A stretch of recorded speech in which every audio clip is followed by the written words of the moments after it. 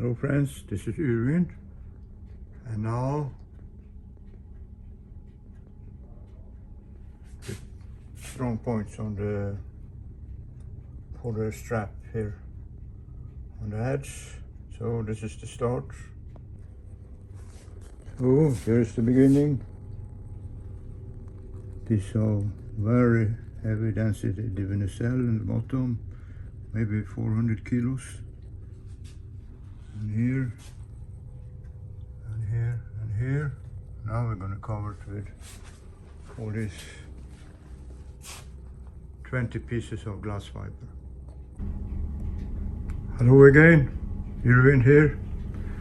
Now the pipes are in place with the 5 layers of 450 gram glass fiber on top of it and the peel ply.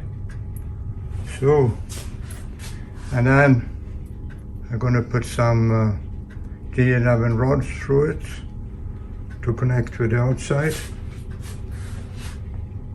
So, well, hopefully it's going to be strong enough for the ratchet strap.